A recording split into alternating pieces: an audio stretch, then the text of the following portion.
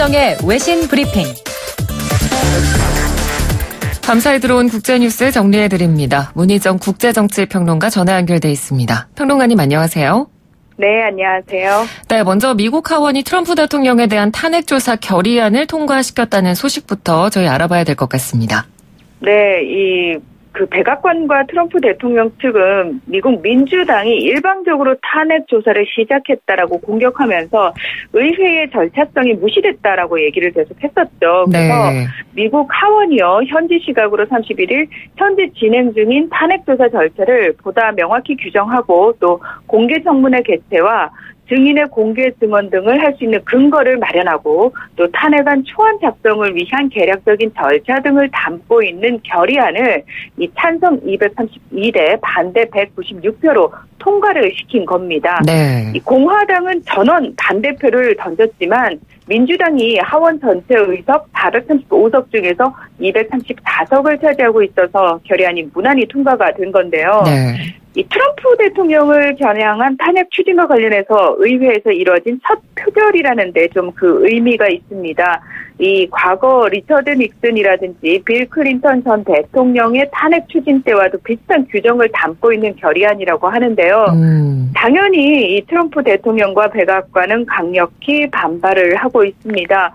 미국 역사상 최악의 마녀사냥이다. 탄핵 정국이 주식시장을 망치고 있지만 민주당은 신경도 안 쓴다고 이 분노의 트윗을 트럼프 대통령이 올리기도 했는데요. 네. 근데 이 미국 하원이 결의안을 통과시킨 것에 대해서 대선 레이스가 좀 본격화됐다라는 시각도 있습니다. 그러니까 다시 말해서 이제 본격적으로 탄핵 조사가 시작됐으니 트럼프를 공격한 민주당은 이걸 계기로 완벽하게 트럼프 대통령을 제압을 해야 될 것이고요. 네. 또 반대로 이 트럼프 대통령은 이걸 계기로 또 지지자들을 결집시킬 수도 있기 때문에 과연 어느 쪽이 승리할 것인가에 또 관심이 주목되고 있다, 이렇게 볼 수 있습니다. 네.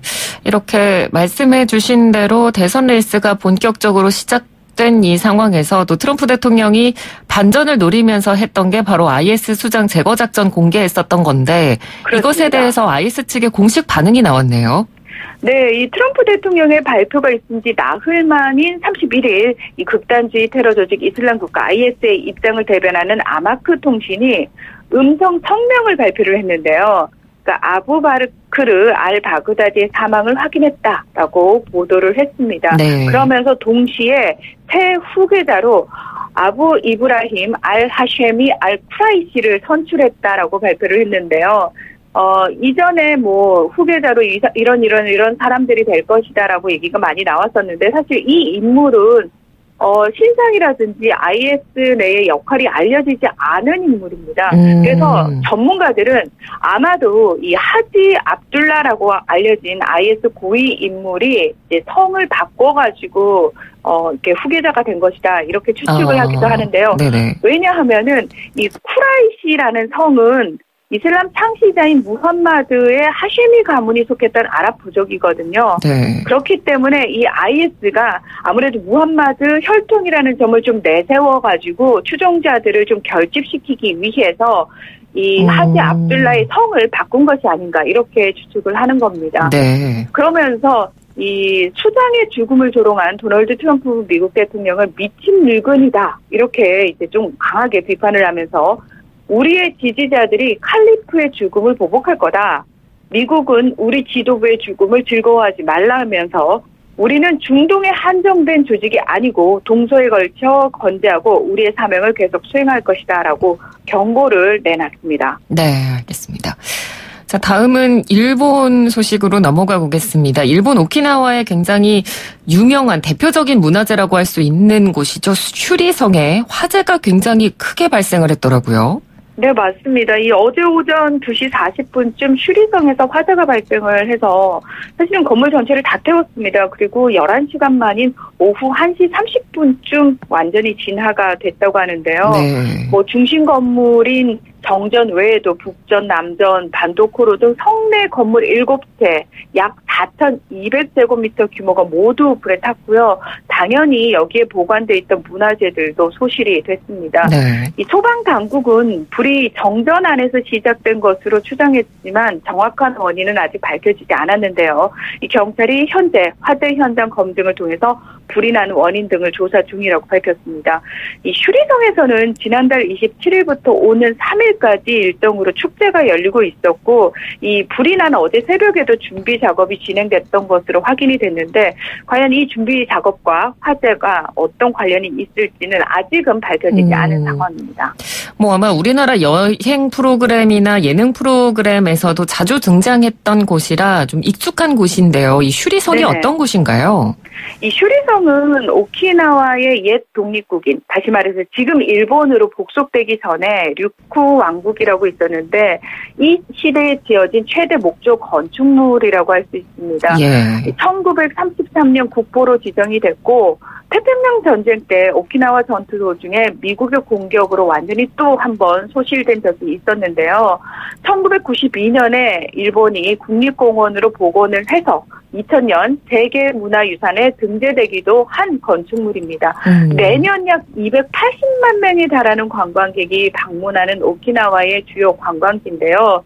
이 오키나와는 사실 1879년에 일본에 합병됐기 때문에 합병된 지 이제 뭐 겨우 100년이 조금 지났죠. 그래서 아직까지도 일본 본토와는 살짝 문화라든지 분위기가 좀 다른 곳입니다. 1945년부터 또 1972년까지는 미 군정이 통치를 했다가 1972년에 일본에 복귀가 됐지만 아직까지도 이 미군 기지 문제로 일본 본토와 갈등을 벌이고 있고요. 따라서 이 오키나와 사람들 입장에서는 완벽하게 자신들이 일본인이라는 생각도 좀 덜한 상황에서 자신들의 마지막 독립국인 류쿠 왕국의 대표적인 유적지가 전소되자 이 상실감이 상당히 클 수밖에 없는 상황이기도 합니다. 네, 그럴 것 같습니다. 뭐 우리나라 예전에 숭례문 화재 사건 발생했을 때도 굉장히 많은 국민들이 안타까워했던 것도 지금 기억이 나는데 나라를 불문하고 문화재에 대한 관리는 좀 엄격하게 해야 될 필요가 있다는 생각이 이번 일본 소식을 보고도 드는 것 같습니다. 네네. 다음은 지난달 1일부터 시작된 이라크의 민생고 시위 소식이죠. 네, 그렇습니다. 하도 지금 반정부 시위 소식을 많이 전해드리니까 이게 나라들마다 많이 헷갈리실 것 같아요. 네. 근데 뭐 다 비슷하긴 한데요. 네, 이라크에서는요, 다시 한번 설명을 드리면 실업난이라든지 또 정치권의 부패 청산, 수도, 전기 등 기초 공공서비스 부족을 해결할 것을 요구하는 청년층을 중심으로 지난달 1일부터 반정부 시위가 시작이 됐습니다. 그래서 부랴부랴 지난달 5일에 아델 압둘 마흐디 이라크 총리가 개혁안을 발표를 했지만 그 후속도 좀 미미하다는 이유로 3주 만에 다시 시위가 격화가 됐는데요. 지금 현재 이라크 다수 민족인 시아파가 주로 이제 거주하고 있는 남부 전역으로 확산된 상태라고 할 수 있습니다. 예. 그런데 문제는 이 아델 압둘 마흐디 총리가 이 시위를 진압하기 위해서 대테러 부대를 이제 투입을 했다라는 건데요. 그러다 보니까 사망자만 처음 일주일간 149명, 또 최근 일주일간 150명에 달할 정도로 굉장히 많은 사망자가 발생을 하고 있습니다. 네. 이 현지 시각으로 지난달 31일 바르함 살리흐 이라크 대통령이 이 TV 연설을 통해서 총리가 사임에 동의했다라고 밝혔는데요. 이 앞서서 이 강경 시아파 지도자인 무크타다 알사드르는 이 총리에 대한 불신임 투표를 지지해달라고 정당들에게 요청을 하기도 했습니다. 그런데 뭐 과연 총리가 사퇴한다고 해서 뭐 국민들의 어떤 분노가 잠잠해질지는 좀 의문이긴 하지만 유독 이라크에서만 굉장히 시위 참가자의 사망자 수가 많은 것 같거든요. 맞습니다. 처음부터 사실 군이 시위대를 향해서 물대포와 체류가스 또 실탄 사격까지 동원하면서 강경 진압을 했는데요.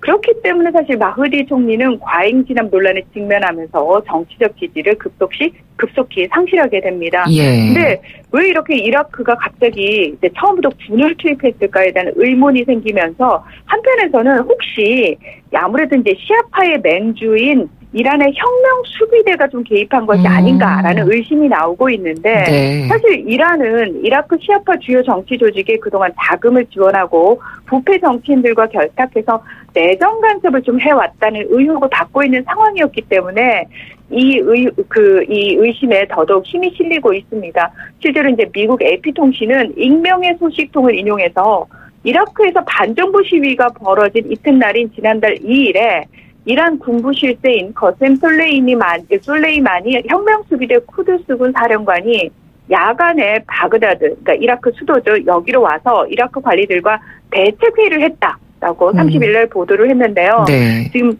이란은 정규군이 따로 있고요. 그리고 정예군이라고 해서 혁명수비대가 따로 있습니다. 이 혁명수비대의 쿠두스 군은 주로 이 외부에 시아파가 정권을 잡고 있는 나라들을 지원하고 그리고 이 시아파 테러 조직들을 좀 지원하는 그런 역할을 맡고 있는데 이 AP통신은 솔레이마니 사령관이 다녀간 다음 날부터 이라크 군경이 시위대를 강경하게 진압을 했고 사상자가 대규모로 늘어났다면서 이란과 이라크의 연관성을 부각시키고 있습니다. 네. 그러니까 이란의 우호적이지 않은 일부 서방 언론들은 이란의 이라크 개입을 더는 참지 못한 시민들의 불만이 터진 것이라면서 이 진압 군경 가운데 실제로 친이란 무장 세력도 섞여 있다. 이런 보도도 내놓고 있는 상황입니다. 네. 자, 그리고 다음 소식은요. 저도 이 소식을 보면서 트럼프 대통령이 가장 실망하지 않을까 이런 생각을 좀 했었는데 네. 트럼프 대통령 하면 워낙 트위터 정치로 유명하니까요. 이 트위터에서 정치 광고 금지 결정을 내렸다고요. 네, 그렇습니다. 이 현지 시각으로 지난달 30일 트위터의 최고 경영자인 잭 도시가 이분도 역시 이제 중요한 내용을 트위터를 통해서 공개를 합니다. 네. 자신의 트위터 계정을 통해서 전 세계적으로 트위터에서 모든 정치적 광고를 중단하기로 했다라고 밝혔습니다. 그러면서 이제 명분을 뭐라고 들었냐면 정치적 메시지는 전달되는 것이지 금전적으로 판매되는 것이 아니다. 인터넷 광고는 매우 강력하고 상업적으로도 효과적이지만 선거 결과에 영향을 미치는 등 정치 영역에서는 심각한 위험을 수반하기 때문에 앞으로 트위터에서는 정치 광고를 하지 않겠다라고 얘기를 한 겁니다. 네. 15일에 정치 광고 중단 정책의 구체적인 기준을 알리고 22일부터 이제 본격적으로 시행이 되는 건데요. 이번 결정으로 트럼프 대통령이 이제 개인적으로 올리는 글에는 제한이 없겠지만 동영상이라든지 사진 등 정치적 목적으로 만든 콘텐츠는 배포하기 어려워진 건데요. 네. 사실 이 트위터의 이런 정책 발표가 사실 페이스북을 조금 견제한 것이 아닌가라는 얘기가 있는 것이 페이스북은 정치 광고 규제가 표현의 자유를 제약한다. 라고 얘기를 하면서 마크 저커버그 CEO가 최근에 민간 기업이 정치인이나 뉴스를 검열할 수는 없다고 주장을 해왔거든요. 네. 근데 여기에 대해서 트위터가 명백히 반대 입장을 선언한 겁니다. 표현의 자유와 무관하다라고 얘기를 한 거죠. 자, 정치권의 반응도 엇갈리고 있는데요.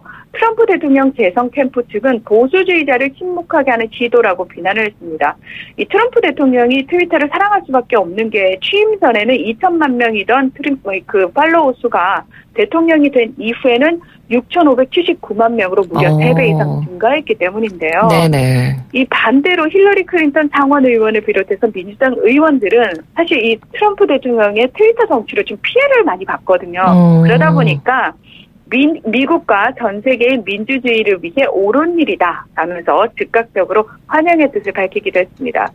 하지만 여기도 이제 좀 한계가 있는 것이 그러니까 사용자 스스로 정치적인 발언을 게시하고 이를 공유하는 기능은 여전히 자유롭기 때문에 좀 한계가 있다라는 지적도 있습니다. 네, 알겠습니다. 오늘 소식은 여기까지 들어야겠습니다. 고맙습니다. 네, 고맙습니다. 네, 지금까지 문희정 국제정치평론가였습니다.